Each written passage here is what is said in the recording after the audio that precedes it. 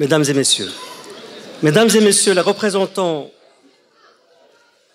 du préfet de la région Franche-Comté, de la présidente de la région Franche-Comté, du maire de la ville de Besançon, des collectivités territoriales, communauté d'agglomération du Grand Besançon et Pays de Montbéliard agglomération, Madame la consul honoraire d'Espagne, Monsieur le président de l'Université de Bourgogne, cher Alain, Messieurs les directeurs de l'ENSEM, de l'UTBM et de l'ISBA, chers collègues, Monsieur le directeur régional du renseignement intérieur de Franche-Comté, Monsieur le commissaire divisionnaire de la sécurité publique, Monsieur le directeur régional des finances publiques, Madame la directrice du Crous, qui nous accueille ce soir, et je l'en remercie beaucoup, Monsieur le directeur général du Centre hospitalier régional universitaire, Monsieur le président de la commission mixte d'établissement,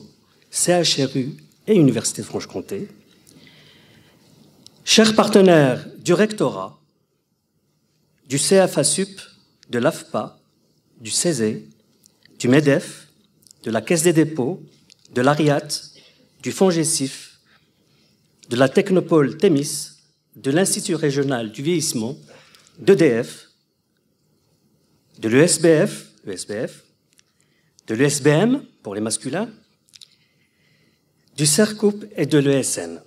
Chers collègues enseignants-chercheurs, enseignants, personnel BIATS et chercheurs, je ne les oublie pas. Chers étudiants, mesdames et messieurs, l'année 2013 a été une rude année marquée par des difficultés économiques. En France, en particulier, mais également dans le reste du monde. Dans notre pays, la crise économique a aggravé la désindustrialisation. 13% de la production au lieu de 18% il y a 10 ans. Aux États-Unis, la faillite de la ville de Détroit et la fermeture des administrations fédérales, ce qu'on a appelé le shutdown, a aggravé le chômage technique, 800 000 fonctionnaires. La crise économique n'est pas une crise française, c'est une crise internationale. Pendant ce temps, la bourse, les marchés ont continué à atteindre des sommets de profit, comme vivant dans un monde à part, déconnecté de la réalité. L'année 2013 a également été une année marquée par des catastrophes hors normes, tels que le typhon Haiyan, 6 000 morts, je vous rappelle. L'effondrement de l'usine de textile au Bangladesh, 1 000 morts. Marqué aussi par les événements tragiques en Égypte et sanglants en Syrie. Année clôturée par la disparition du symbole de la lutte contre la ségrégation raciale, Nelson Madiba Mandela. Malgré la crise économique de l'année écoulée, l'enseignement supérieur et la recherche ont été globalement préservés dans notre pays. Certes, des universités, et non des moindres, ont connu des difficultés financières. D'autres n'ont pas encore voté leur budget. Mais globalement, l'État a continué à prémunir l'éducation et l'enseignement supérieur. En effet, pour récolter les fruits du progrès social, il faut en planter les graines et les arroser. Ces graines sont l'éducation, la culture, la transmission du savoir et la recherche. L'année 2013 a été favorable à notre université. Je vous en propose une brève rétrospective. Il ne s'agit pas pour moi de dresser un bilan détaillé, mais de rappeler quelques faits marquants. Je vous prie donc d'être indulgents. Je ne mentionnerai pas toutes les actions importantes, mais il ne s'agira pas d'oubli de ma part, simplement de choix imposés par le souci de ne pas vous ennuyer par un trop long discours. Je vais tout de même tenter de dire beaucoup tout en parlant peu. Enfin, je vais essayer. Concernant les affaires budgétaires, le compte financier de l'université a été adopté le 26 mars 2013, sans réserve, pour la 3e année consécutive. L'Université de Franche-Comté n'a pas eu de problème de masse salariale. Le budget est équilibré. Malgré la crise, l'année écoulée a donc été une bonne année du point de vue budgétaire. Je tiens à rendre hommage, d'une part, au service administratif de notre université, service pilotage, service financier, service comptable, service ressources humaines, pour avoir excellemment aidé à la prise de décision politique et à son application. Et d'autre part, aux directeurs de composantes, aux directeurs de laboratoire, pour leur mobilisation, leur soutien et pour la qualité des échanges lors du dialogue budgétaire. Nous avons ensemble fait preuve de responsabilité, d'anticipation et de méthode pour préserver un service public de qualité au bénéfice de nos étudiants, des personnels administratifs, des enseignants et des enseignants-chercheurs et des chercheurs. Ce résultat est d'autant plus important que des problématiques de GVT, glissement vieillesse technicité, subsistent et que notre université hérite d'un patrimoine immobilier important mais vieillissant. Vous savez aussi que nous n'avons pas bénéficié de l'opération Campus 2008. Malgré cela, nous avons réussi à réaliser des opérations immobilières importantes au cours de cette année. J'en cite à titre d'exemple l'opération Chrono-Environnement, non encore achevée, mais qui continue sa progression, la réhabilitation des locaux de l'Arsenal, les nouveaux locaux du laboratoire ISTA, le 3e étage de l'UFR-STGI à Louis-Néel, le nouveau bâtiment du département génie civil de l'IUT 90, donc Belfort-Montbéliard, la réalisation du site des rives du lac à Vesoul par regroupement de l'antenne de l'ESP et de l'IUT Besançon-Vesoul, le déménagement du site de Griffon et le recentrage sur le site de Montjoux, l'extension de la salle blanche Thémis Innovation, les 2 nouveaux amphis pour l'UFR Sciences médicales et pharmaceutiques, au Haut-de-Chazal, etc.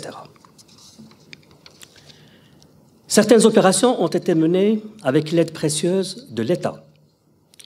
Je tiens à lui exprimer ma gratitude. D'autres avec l'aide du Conseil régional de Franche-Comté. Je tiens à le remercier pour son appui, pour la qualité de son écoute et pour le dialogue constructif et efficace établi entre nous. D'autres opérations ont été possibles grâce à l'investissement des conseils généraux du Doubs, de Haute-Saône et du Jura. Je les remercie pour leur aide décisive et pour l'intérêt qu'ils portent à l'université, à leur université. Dans le domaine de la formation, nous ne pouvons que nous réjouir d'une année où nos formations ont été plusieurs fois reconnues au niveau national au bénéfice de nos étudiants et de leur insertion professionnelle. Pour ne donner que 2 exemples, et sans être exhaustif, je voudrais citer le Master Produits et Services Multimédia, qui a obtenu la 1re place au classement national des masters dans la catégorie Informatique et Nouvelles Technologies. Résultat publié dans le magazine Challenge d'avril 2013. Et le département Services, Réseaux et Communication de l'IUT 90, donc Belfort-Montbéliard, qui a été classé en 5e position, derrière notamment 3 écoles payantes. Dans le Nouvel Observateur du 30 janvier 2013, nos formations ont été 18 fois citées comme faisant partie des meilleures licences et masters nationaux. Très récemment, le 19 décembre 2013, l'Université de Franche-Comté a été classée parmi les 10 universités les plus efficaces en insertion professionnelle. En sciences et technologies de la santé, en sciences et technologies, mais sans santé, avec 94% de taux d'insertion des diplômés de master, notre université est classée seconde ex aequo. Saluons également les très bons résultats en sciences humaines et sociales, avec 91% de taux d'insertion des diplômés, 9e place ex aequo, ainsi qu'en lettres, langues et arts, avec 89% des diplômés, 6e position ex aequo. Notons également la bonne santé des mathématiques byzantines, que ce soit en licence ou en master, ceci dans un contexte de désaffection des sciences au niveau national. Je ne m'étendrai pas aujourd'hui sur la création de nouveaux CMI, les cursus Master Ingénierie. Je rappelle simplement que le Collégium Ingénierie de l'université a été créé et qu'il s'agit là d'une structuration unique en France. Je dis bien unique. Nous sommes attendus et nous serons mimés. Il s'agit là d'une structuration unique en France favorisant les liens formation, recherche, valorisation. Cette structuration portera ses fruits, j'en suis certain. Je ne détaillerai ni le pôle entrepreneuriat Bourgogne-Franche-Comté, impliquant l'Université de Bourgogne, l'Université de Franche-Comté et les écoles, ni le déploiement du PEC, c'est-à-dire du portefeuille d'expérience et de compétences, comme outil d'accompagnement au projet professionnel des étudiants, ni l'engagement fort de notre université dans un dispositif important de professionnalisation des études. Tout ceci pour offrir à nos étudiants un service public performant et efficace. Je remercie simplement et très chaleureusement les différents acteurs, je ne pourrai pas les citer, toutes et tous, je les remercie de toutes ces actions, pour toutes ces actions. Toujours concernant la formation, saluons l'étroite et excellente collaboration entre université et rectorat lors de la mise en place de l'ESPE. Le dossier franc-comtois a été remarqué et cité en exemple au niveau national.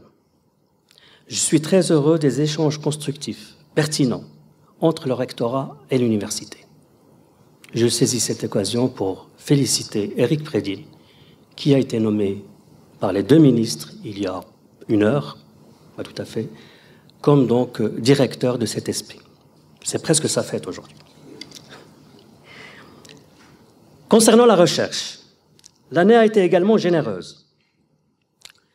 Le fait marquant a été incontestablement l'aboutissement du collégium franco-suisse SMILE. Je rappelle, SMILE signifie Smart Systems for a Better Life, c'est-à-dire des systèmes intelligents pour une vie meilleure. Ce collégium implique l'EPFL, l'École polytechnique fédérale de Lausanne, l'université, l'ENSEM, l'UTBM et le CNRS. Aboutissement après un travail continu d'enseignants-chercheurs, de chercheurs, d'administratifs, femmes et hommes animés d'une conviction sans faille, celle du bien fondé du renforcement des coopérations transfrontalières entre la France et la Suisse, au sein de l'arc jurassien. J'estime que la convention de création du Collégium SMILE étend le principe même de la politique nationale de site au-delà des frontières, tout en préservant la proximité géographique. Il serait donc légitime et pertinent que le ministère soutienne cette belle initiative transfrontalière parce qu'elle repose sur des fondements solides et éprouvés. Mais ce n'est pas l'unique coopération transfrontalière ayant abouti. 2013 a vu aussi le lancement avec le CNRS de la zone atelier Arc Jurassien. Zone atelier qui structure un réseau de recherche interdisciplinaire sur l'écologie, l'environnement et la société sur le territoire de l'arc jurassien. La zone atelier est en complète cohérence avec le rapprochement des masters de l'arc jurassien. Le master archéologie, culture, territoire, environnement, cohabilité Université de Franche-Comté et Université de Bourgogne, en partenariat avec les universités de Fribourg et de Neuchâtel, le master écosystème contaminant santé de l'Université de Franche-Comté, qui partage des enseignements et des événements emblématiques, tels les journées des grands témoins, avec le master biogéosciences des universités de Neuchâtel et de Lausanne. Je ne pourrai évidemment pas citer tous les faits marquants de la recherche. Je n'ai pas parlé de la médaille d'argent du CNRS, dans le domaine de l'optique, ni des trimestres du laboratoire de mathématiques de Besançon. Je n'ai pas parlé des succès en sciences humaines et sociales, en physique, en astronomie, avec des expérimentations dans l'espace intéressantes, ni en épidémiologie et santé publique. Mais si vous souhaitez en savoir plus, je vous invite à visiter le nouveau et beau site web de l'université, le site d'actualité, vous mesurerez l'ampleur des progrès effectués cette année. Je félicite très chaleureusement à cette occasion le service communication pour la qualité du travail effectué afin d'aboutir à ce résultat. Concernant la valorisation et l'innovation, l'année a été également riche. Il y a eu d'abord la création de la fondation partenariale Franche-Comté Innovation, FC Innov, avec l'appui déterminant du Conseil régional. Projet de plusieurs années, ayant abouti en 2013. Il y a eu ensuite le démarrage de la SAT, Grand Est, avec nos partenaires de l'Université de Bourgogne, l'Université de Lorraine, l'UTBM, l'ENSEM, l'Université de technologie de Troyes, le CNRS et l'INSERM. Signalons également la création de 2 fédérations hospitalo-universitaires, avec l'appui des établissements de santé interrégionaux, les CHU, les universités évidemment, l'INSERM et la Fondation de coopération scientifique Bourgogne-Franche-Comté. Mais au-delà des missions de formation, de recherche et d'insertion professionnelle, l'université a une responsabilité sociale et culturelle qui ne saurait se limiter au public universitaire. Cette dimension sociale et culturelle porte en elle les conditions du développement et du progrès. Dans ce domaine, l'année 2013 a été riche en événements.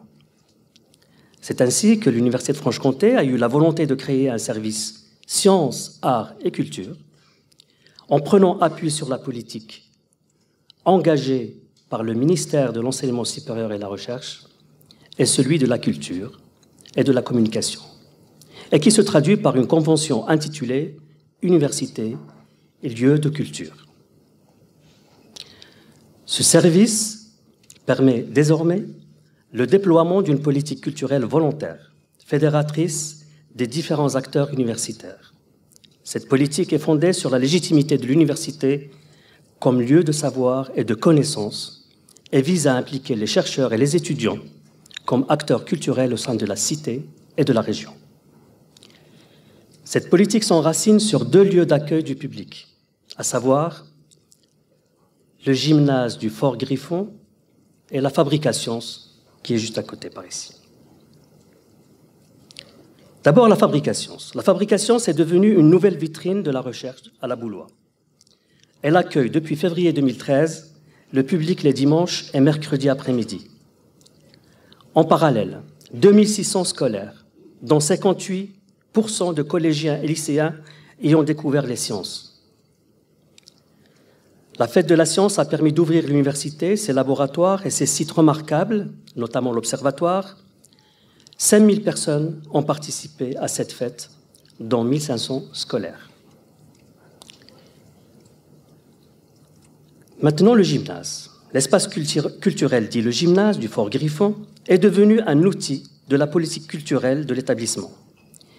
Il redéfinit des axes de travail pour aller vers l'expression de la monstration, des innovations et des créations des étudiants dans le champ culturel. Je voudrais citer 2 exemples. L'exposition LIP 73, ça peut toujours servir, que vous avez sans doute vu, et l'exposition Prendre de la hauteur sur l'art aborigène, qui non seulement a permis de montrer des œuvres contemporaines, mais aussi de les mettre sous le regard d'une analyse historique, sociale et ethnologique. L'année 2013 a connu des temps culturels forts, comme la Nuit des chercheurs, 2000 personnes, coordonnée au niveau national par l'Université de Bourgogne et l'Université de Franche-Comté, et comme l'opération Infinité Plurielle, sous la coordination du ministère.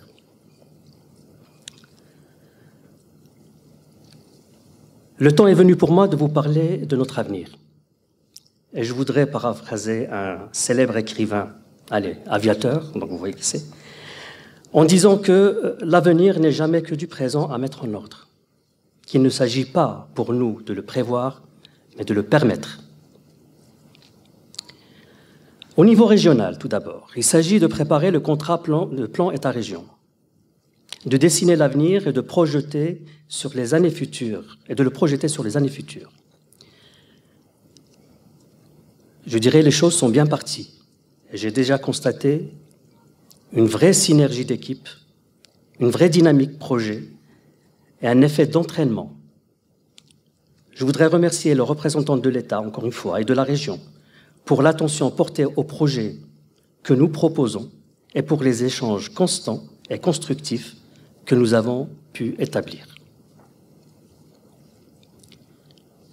Sur un plan national, la visite d'une délégation de la DGCIP et de la DGRI du 20 décembre dernier à Besançon a permis d'aboutir à un consensus, celui de l'intégration des écoles qui le souhaiteront dans la communauté d'universités et établissements en tant que membres à part entière de son conseil d'administration.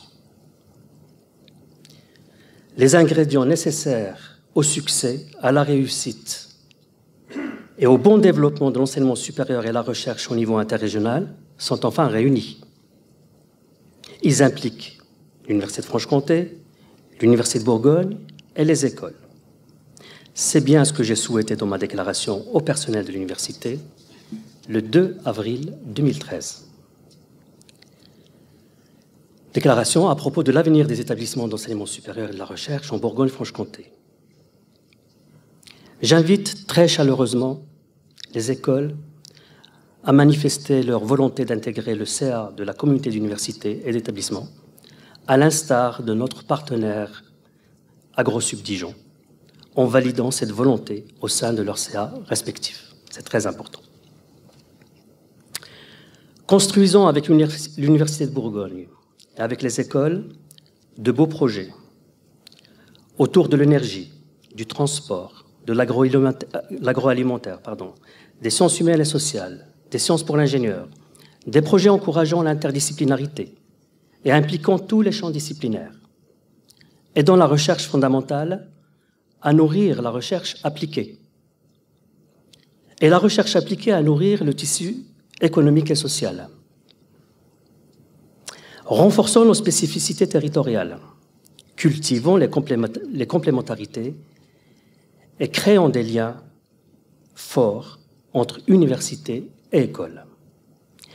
Plaidons pour une communauté d'universités et établissements intégrative et équitable à laquelle le CNRS participe activement. Certes, nos universités et nos écoles sont de taille moyenne, mais ensemble, elles sont de taille importante. Combien d'étudiants à Harvard? 22 000. Combien d'étudiants à Stanford? 16 000. Combien d'étudiants à Berkeley?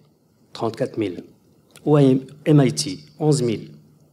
À l'Institut fédéral de Zurich? 14 000. À l'EPFL? 10 000. À Paris 6? 30 000. Nous avons, dans le cadre de la communauté d'université et établissement, la taille suffisante. Ce qu'il nous faut cultiver, c'est la qualité. La qualité vaut mieux que la quantité. Construisons une communauté d'universités et établissements au service des étudiants, de la formation initiale et de la formation tout au long de la vie et de l'insertion professionnelle. Développons une recherche de pointe. L'année 2014 est l'année de l'IDEX. Et nous sommes attendus sur ce dossier. Proposons un beau projet et espérons sa sélection, car l'IDEX est un accélérateur de cohésion et de force pour notre communauté d'universités et établissements. Mesdames et messieurs, je voudrais pour finir rendre hommage à l'investissement conséquent des membres de mon équipe, à la qualité des échanges que nous avons chaque semaine et à l'intelligence collective qui en résulte. C'est grâce à elle que les résultats de cette année ont été rendus possibles. Je vous souhaite à toutes et à tous une belle année 2014, heureuse, passionnante et fructueuse. Et mes remerciements vont à toute l'équipe du personnel du Crous pour l'accueil, le buffet, le service de ce beau partenariat, et au jazz band de l'orchestre universitaire pour leur accompagnement musical, ainsi qu'à la cellule vidéo de l'UPFR Sport. Je vous remercie.